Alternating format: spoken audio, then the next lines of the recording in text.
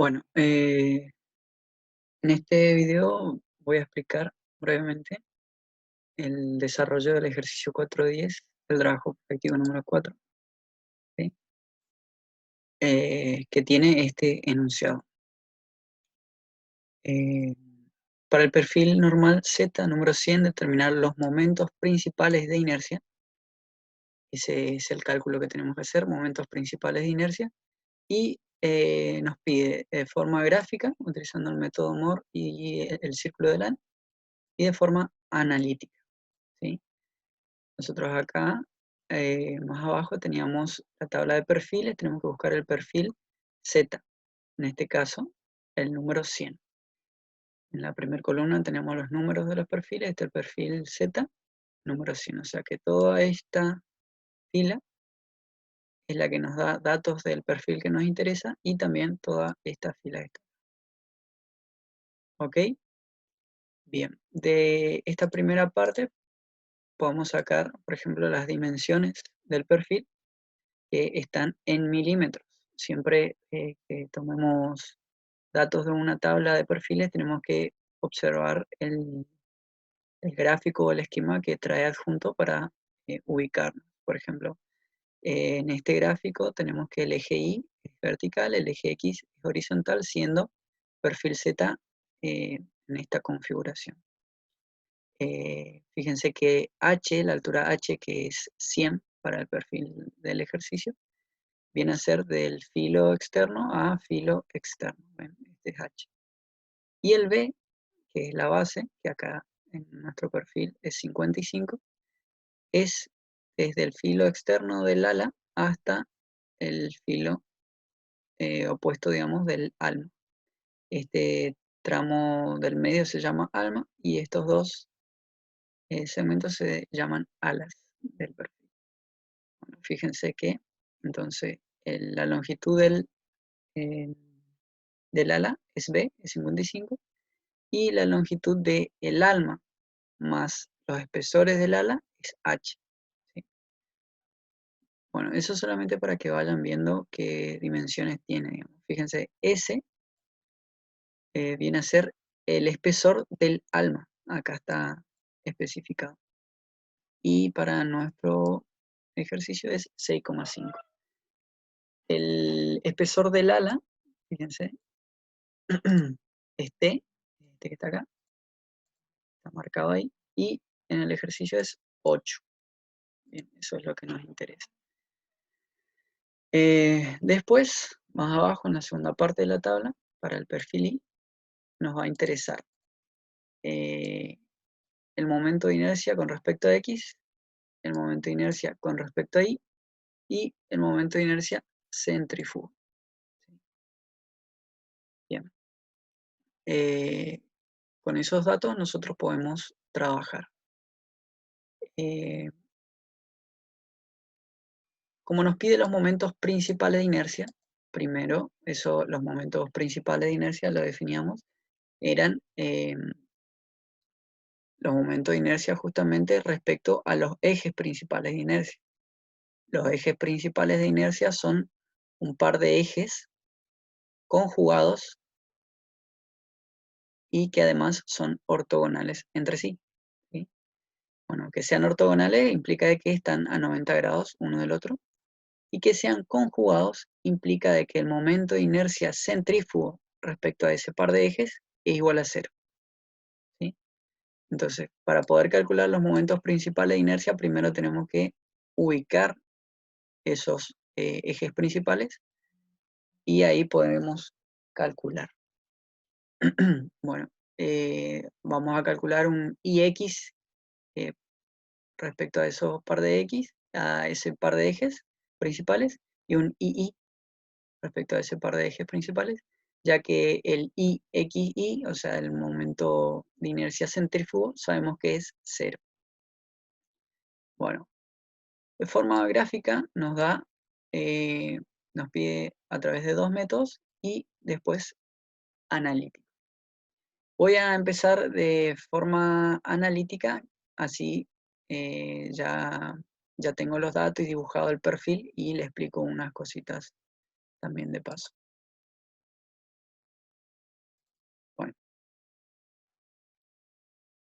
Esto que tenemos acá son las fórmulas que se utilizan para determinar la posición de los ejes principales de inercia y el valor de los momentos principales de inercia, ¿sí? Estos están referidos, por ejemplo, XX y Y vienen a ser un par de ejes X y cualquiera, y X'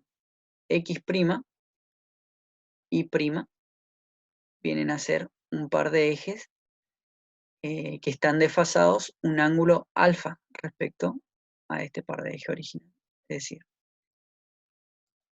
voy a graficarlo para que lo entiendan mejor.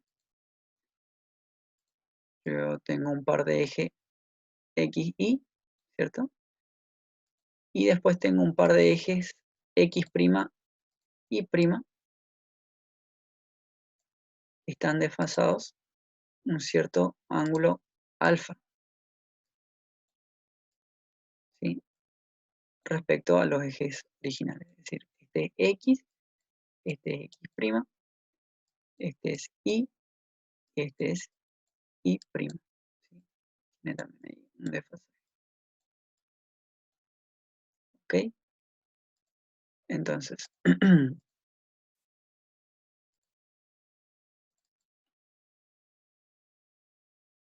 estas fórmulas que teníamos acá, estas tres, se pueden utilizar para cualquier par de ejes que estén rotados un ángulo alfa, ¿sí? Con esta otra fórmula que tenemos acá, lo que nosotros hacemos es determinar el ángulo alfa que va a tener los ejes principales respecto a un par de ejes XY, ¿cierto? Que nosotros conocemos sus valores de momento de inercia. Y XX, y perdón, y el IXX, ¿sí? Esos tres. Entonces, con esta fórmula yo determino el desfasaje, o sea, el ángulo alfa que hay entre el par de ejes baricéntricos y los ejes principales, y después aplicando ese ángulo alfa a estas fórmulas, yo puedo determinar los momentos principales de inercia. Como dijimos, el momento centrífugo para los ejes principales va a ser igual a cero, ¿sí? Está expresado igual a la ecuación por eso que acabo de explicar. Entonces, estas son las fórmulas que vamos a usar.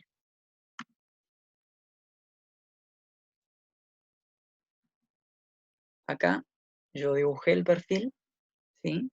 Eh, utilizando los datos que nos daba la tabla, ¿cierto? El H era 100, el B era 55 y teníamos 6,5 y 8, ¿sí?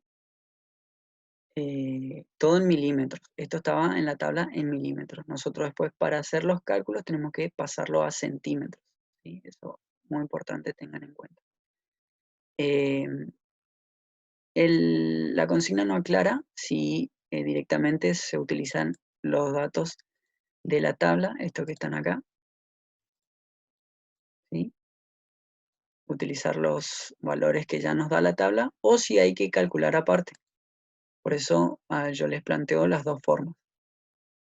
Utilizando los datos de la tabla, directamente sacan los valores de la tabla, estos, el XX, y el XY, y lo aplican en la fórmula que mostré recién. Si no, tenemos que calcular como ya conocíamos. El perfil real tiene unos bordes redondeados en las alas y acá en el inicio. Eso nosotros lo vamos a descartar y vamos a considerar que tiene aristas a 90 grados. Y eso nos va a después diferir levemente los valores que obtengamos comparándolos con los de la tabla. Entonces, para poder calcular los momentos de inercia de la figura, baricéntricos, ¿sí? Lo que vamos a hacer es aplicar Steiner. Para eso dividimos a la figura en otras figuras más simples, de las cuales conocemos su momento de inercia. y así aplicamos Steiner. El baricentro de la figura compuesta, es decir, de todo el perfil, no lo pueden calcular por variñón, pero al ser una figura simétrica, geométricamente lo podemos hallar, es decir, va a estar a la mitad de la altura y a la mitad del ancho total, ¿sí? Ojo que el ancho total no es 2 veces B, porque el B va desde arista a arista, y acá no es la misma, o sea, se superpone. Eso, fíjense bien cómo calcular. Sería 55 milímetros más 55 milímetros menos 6,5 milímetros. Eso es la base total que tienen que dividir por 2 y le va a dar este valor que yo lo saqué acá, 51,75 milímetros. ¿Sí? Y la mitad en la altura sí, es 50 directamente, la mitad de 100. Y ahí obtienen el baricentro. Con eso, aplicando Steiner, podemos calcular. Yo llamé A1 al rectángulo de arriba, A2 al rectángulo del medio y A3 al de abajo. Como A1 y A2 están simétricos respecto del baricentro, por eso al aplicar Steiner directamente calculo 1 y lo multiplico por 2. ¿Sí? Fíjense que calculo 1 y lo multiplico por 2.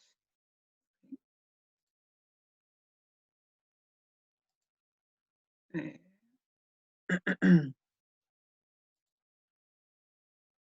Bien.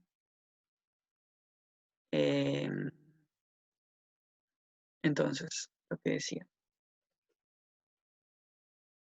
Steiner es el valor del momento de inercia baricéntrico de la figura que estamos considerando, que en este caso es el rectángulo A1, por ejemplo, base por altura al cubo sobre 12, más el valor del área, que en este caso es A1, yo calculé ahí acá arriba, y por acá arriba están los 3 valores de área, y multiplicado por la distancia desde su baricentro al eje que estamos considerando, que en este caso, fíjense, lo marqué acá como 4,6 centímetros, que viene a ser el valor de 50, o sea, 5 centímetros, menos la mitad de 0,8 centímetros. Y eso me da 4,6. ¿Ok? Ese valor al cuadrado y obtengo el momento de inercia que aporta el rectángulo A1. Como el rectángulo A3 dijimos que estaba asimétrico y son iguales, por eso multiplicamos por 2 y acá todo este tramo, este término, ¿sí?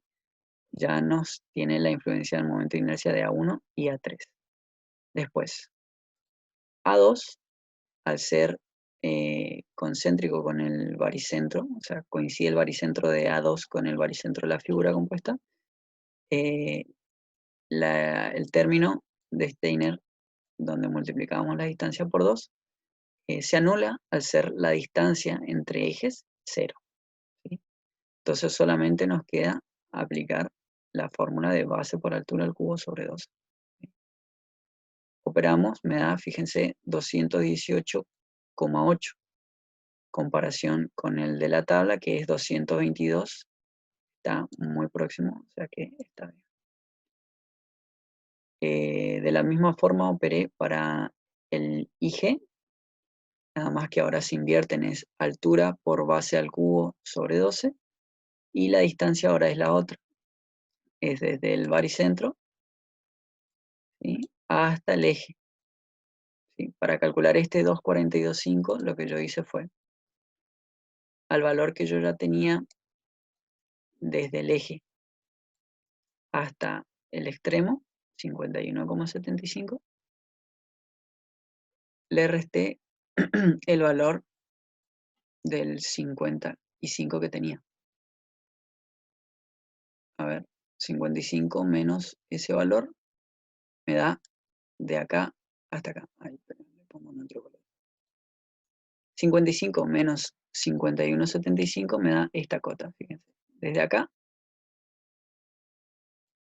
hasta acá. No, perdón. Sería el 51,75, ¿sí? menos 55 dividido 2, es decir, menos este trámite, ¿sí? De resto de esto. Entonces ahí sí me va a dar, fíjense ahora en otro color le pongo, la cota que a mí me interesa, que es desde ahí hasta acá. Y ahí me dio el 242,5. ¿Sí? Perdón por entreverar todo. Bien. Ahora sí, el procedimiento sigue igual, es por 2, otra vez por el hecho de que es simétrico, tanto A1 como A3, y otra vez A2 es concéntrico, por eso simplemente oponemos la altura por la base al cubo sobre 2. Calculando me dio 74,13, comparando con el de la tabla, que es 72,5, es bastante próximo, así que está bien. Ahora, para calcular el momento de inercia centrífugo también se utiliza Steiner. Pero, ¿qué es lo que pasa? En Steiner es el valor del momento de inercia de la figura respecto a sus ejes baricéntricos, más el valor del área de la figura por la distancia que lo separa al otro eje. Bueno, como son figuras geométricas, tanto A1, A2 y A3, simétricas, perdón, su momento de inercia centrífugo propio es 0, porque la distancia a los ejes es la misma, digamos, ¿sí? O sea, desde su baricentro a sus mismos ejes es 0 la distancia, por eso no se considera este término, digamos. Eh, este término, pero puesto en centrífugo. Si lo ven bien en la teoría y entenderían esa parte. Y solamente se agrega esta parte, ¿sí? Que era el área por la distancia. ¿Sí? Pero acá no es la distancia al cuadrado, sino que es la distancia a ambos ejes. ¿Sí? Entonces, fíjense, por ejemplo, para A1, yo pongo el valor de A1 por la distancia tanto a X como a Y. Pero acá hay que tener en cuenta los signos. Entonces, yo considero que el baricentro de mi figura es mi 0. Todas las cotas que yo vaya hacia arriba son positivas, hacia abajo son negativas, a la izquierda son negativas y a la derecha positivas. Entonces, por ejemplo, A1 está acá, ¿cierto? Entonces, la cota esta, de acá a acá, es positiva. Fíjense que va desde el 0 a un valor, ¿sí? Va desde acá hasta acá, ¿sí? Que es un valor positivo. Pero en X el valor va a ser negativo porque va desde el 0 hacia la izquierda. Por eso es que tengo 4,6. Por eso es que tengo 4,6 positivo y el 2,425 negativo. Y fíjense que pasa lo contrario para el rectángulo A3. En Y voy en negativo y en X voy en positivo. Por eso 4,6 está negativo y 2,425 está positivo. Bien. Fíjense que el rectángulo A2, desde su baricentro al baricentro de la figura compuesta, no hay distancia porque son el mismo punto. Por eso ya acá en este cálculo no aparece. ¿Sí? Fíjense de que solamente tengo lo correspondiente al rectángulo A1, que sería esto, y lo correspondiente al rectángulo A2, que sería esto. Operando me da menos 98,16, ¿sí? Acá en la tabla me da 97,2 positivo, acá negativo. Eso en las tablas no aparecen los signos. En el cálculo sí tenemos signos, sabemos que es negativo. Al calcular no va a variar el signo, pero al fin y al cabo el momento principal nos tiene que dar lo mismo. Bien. Entonces, de esta forma calculé yo los momentos de inercia de forma manual, por así decir, sin utilizar la tabla, y nos dan valores aproximados. Con esto nosotros tenemos que ir y utilizar las fórmulas. Acá yo ya hice una tabla de resumen, fíjense, según los datos de tabla, puse los datos de tabla y lo que me fue dando aplicando las fórmulas. Utilizando los datos, los momentos de inercia que me daba según el cálculo que hice, también puse ya los valores directamente después de haber reemplazado en la fórmula del la primera página, estas fórmulas. Yo acá, por ejemplo, de esta ecuación, ¿sí? Lo que hice fue reemplazar el valor de IXI, de II y de IXX, ¿sí? Que obtuve ya sea en la tabla o con el cálculo, ¿sí? Entonces, con esos tres valores me da todo un número, este cociente, ¿sí? Eso que es tangente de 2 alfa es ese cociente que yo puedo hallar. Como a mí me interesa el argumento de mi tangente, tengo que aplicar arco tangente de ese número que calculé, ¿sí? Haciendo arco tangente me da el valor del 2 alfa. A ver, lo voy a escribir acá.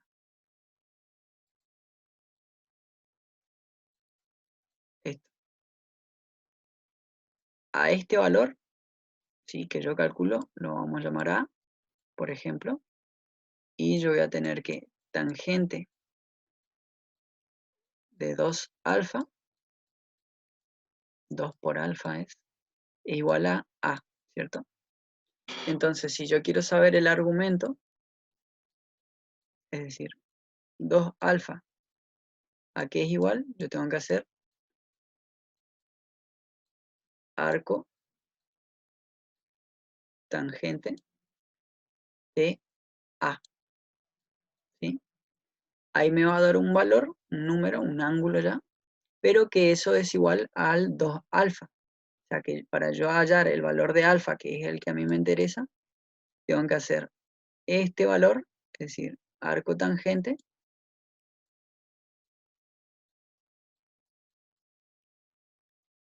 de A dividido 2. Y ahí me da el valor este que yo estaba buscando de alfa, que es el que a mí me interesa, ¿sí? Que es el que yo puse en la tablita al final. Después, con ese valor de alfa, se reemplazan en estas fórmulas. Fíjense, reemplazamos acá, acá, acá en todos los valores, ¿sí? Tengan cuidado que acá esto es seno de alfa, todo eso elevado al cuadrado, y acá es seno de 2 por alfa, ¿sí? Diferencien eso. Después, estos valores que están acá, de IX y el IXI, son los que se obtuvieron de la tabla o con el cálculo, ¿sí? Operando, les tiene que dar valores iguales o similares a estos que yo tengo acá. Fíjense.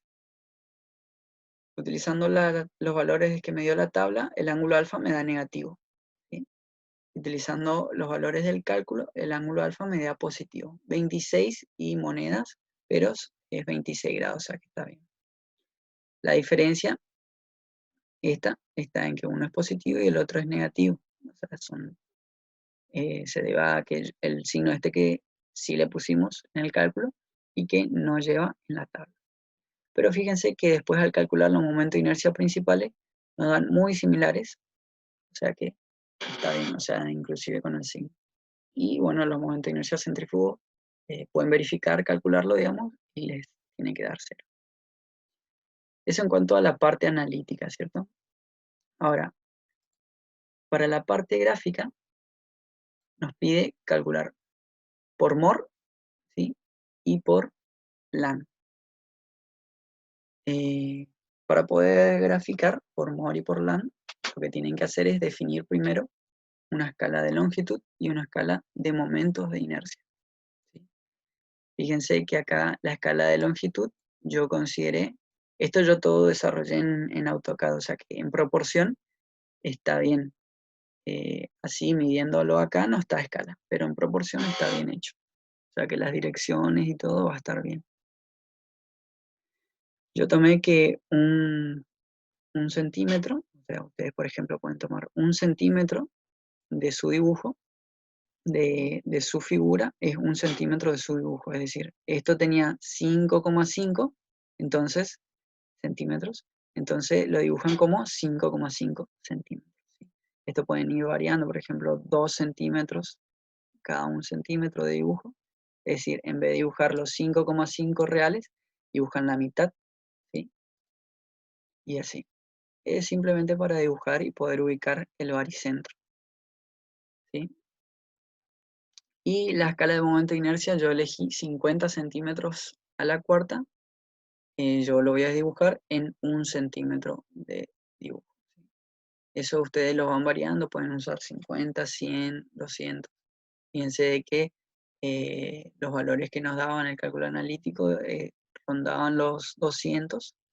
Entonces, fíjense de que no les quede tan chico y que no les quede tan grande tampoco el dibujo. Bueno,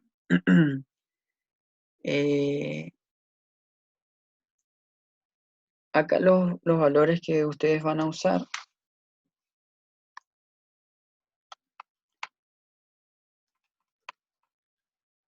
pueden ser los de la tabla o los los que se sacan por cálculo. Lo que vamos a necesitar son el IXX, ¿sí? El II y el IXI, ¿sí? O sea, los valores de los momentos de inercia baricéntricos, ¿sí? Que eso lo pueden sacar de la tabla o lo pueden hacer el cálculo, como vimos recién analíticamente. Fíjense de que yo voy a utilizar los valores de tabla. El IXX era 222, el I 72,5 y el IXI era 97,2. Tenemos que ver el valor de los dos momentos, el IX y el II, y ver cuál es el mayor. En nuestro caso es el IX, 222. Entonces, el círculo de Moore lo vamos a dibujar sobre el eje X, ¿sí? Este viene a ser el eje X, el eje Y. Recuerdo, otra vez, primero vamos a hacer el método de Moore y después vamos a hacer el método de Land. Se dibuja a escala la figura, se ubica el baricentro, y ahí dependiendo de cuál de los dos momentos de inercia baricéntrico sea mayor, se dibuja sobre ese eje, ¿sí? Bueno, entonces como el momento de inercia en X es mayor, vamos a dibujar sobre ese eje. Ubicamos el baricentro, sí, lo llamamos O. Después, a escala, acá, fíjense, nuestra escala, o sea, la escala que yo usé era 50 centímetros a la cuarta por cada centímetro de dibujo. Entonces, partiendo de mi baricentro sobre el eje X, perdón, voy a trazar un segmento correspondiente al momento de inercia IXX. Es decir, este segmento va a tener la longitud de 222 centímetros a la cuarta dividido 50. Es decir, en mi caso me da 4,44 centímetros, ¿sí? Este tramo corresponde al IXX, ¿ok? Bien, una vez que tienen ese,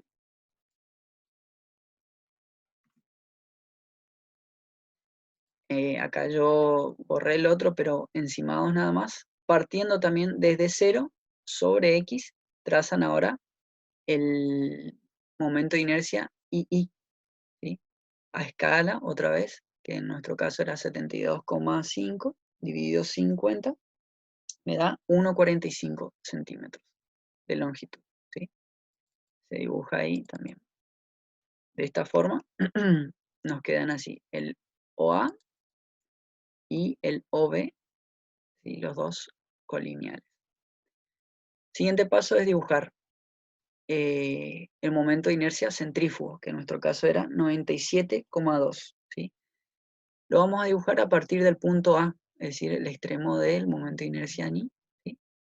Y en este caso Si es positivo va hacia arriba, si es negativo va hacia abajo. Entonces lo dibujamos hacia arriba. ¿Lo ven? Acá a escala, 97,2 dividido 50, que es mi escala, me da 1,944 centímetros. ¿Sí? De longitud tiene este segmento desde A hasta M. ¿Ok? Bien.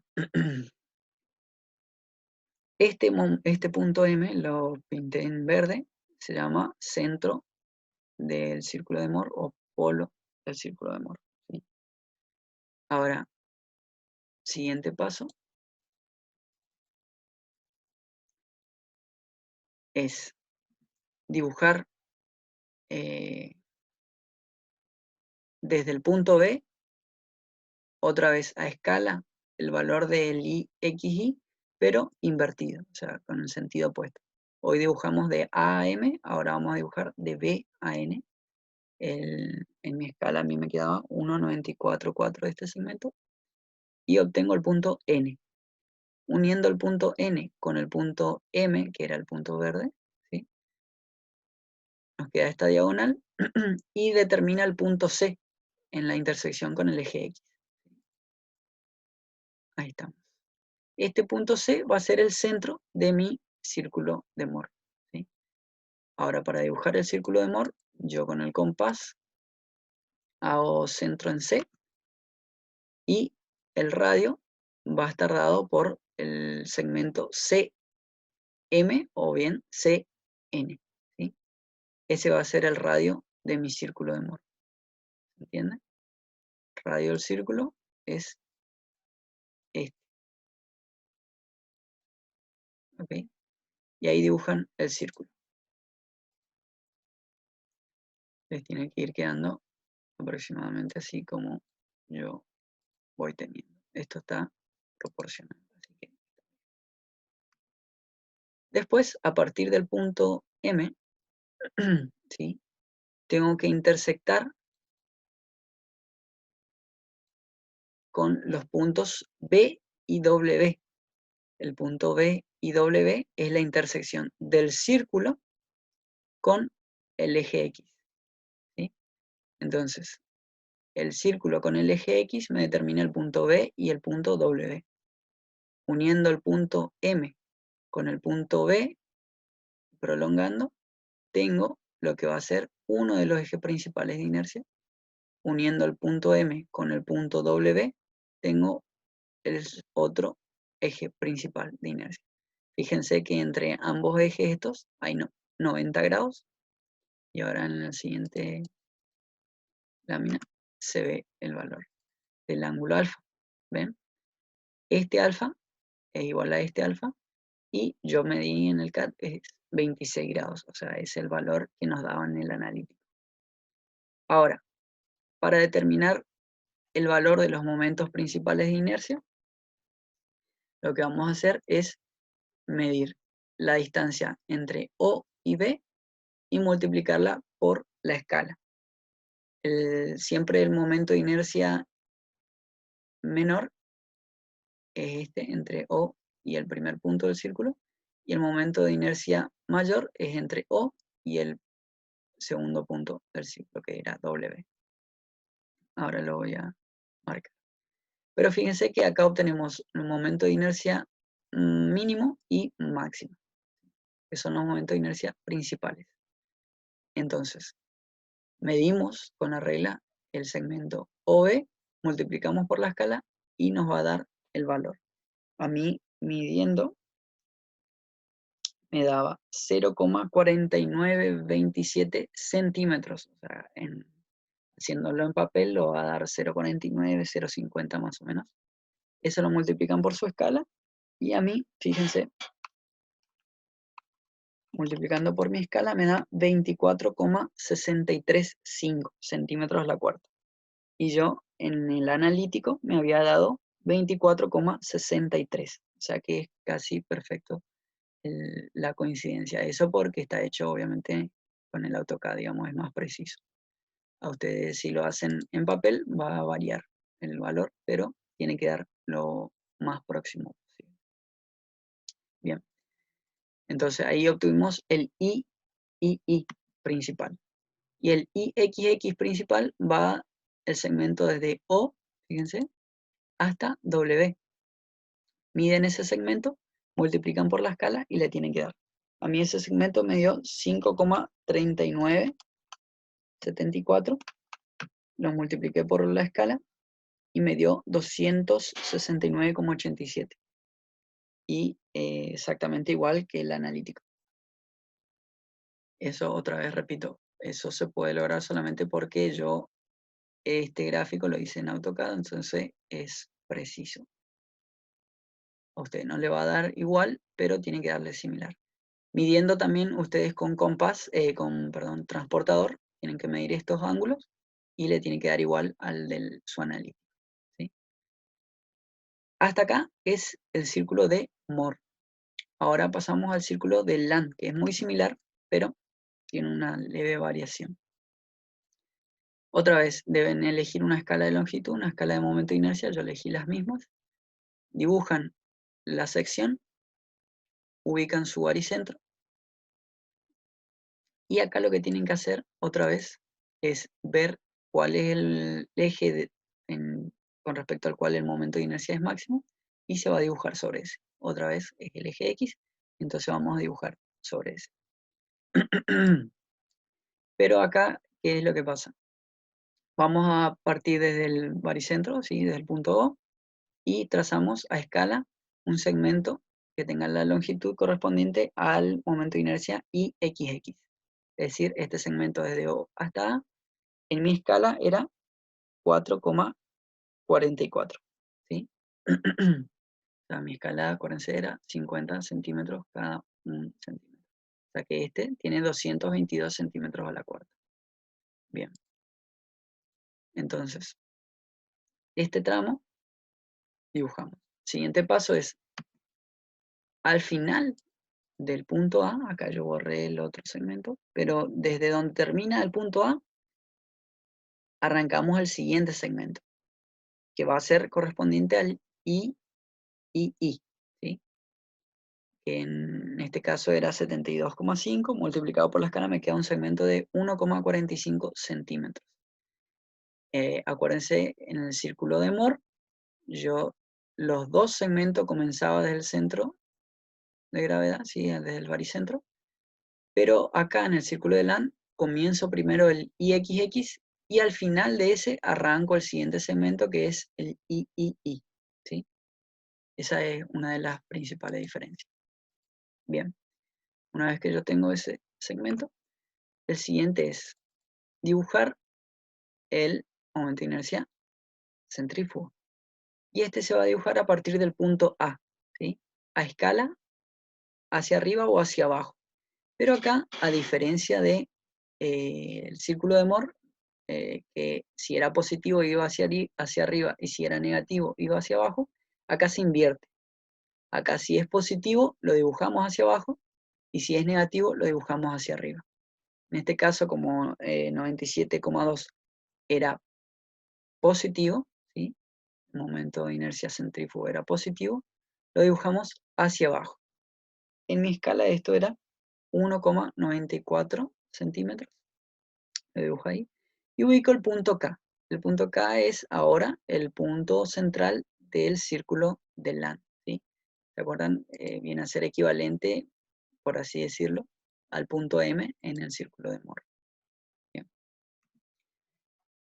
Una vez que nosotros ubicamos eso, vamos a medir el segmento OB. ¿Sí? Cuando ustedes tengan la medida esa, la dividen a la mitad y obtienen el punto C, ¿sí? Que va a ser el centro de nuestro círculo de Land. ¿Sí? Entonces, miden el segmento OB, lo dividen a la mitad y ubican el punto C. Si lo quieren hacer con compases, también, si recuerdan el método geométrico, con compases también pueden ubicar el punto C. Bien.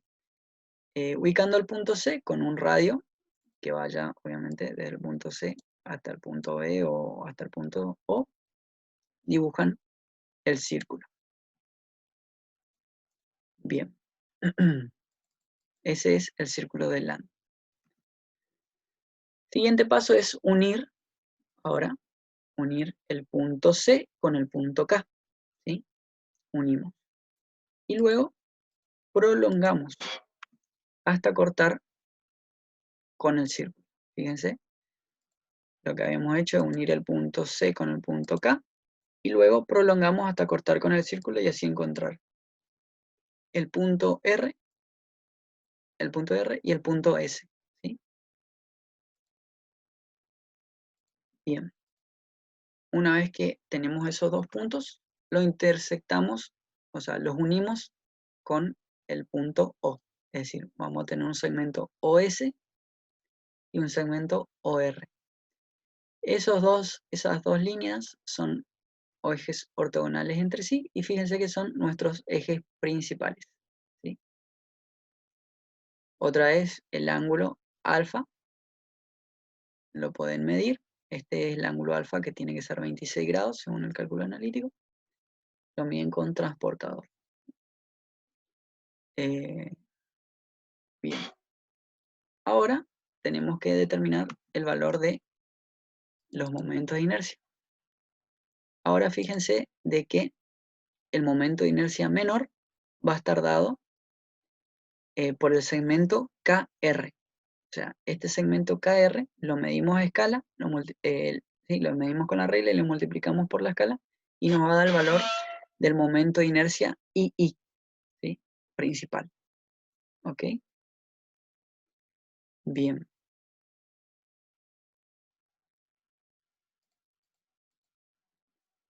Y el otro segmento, fíjense, es el KS.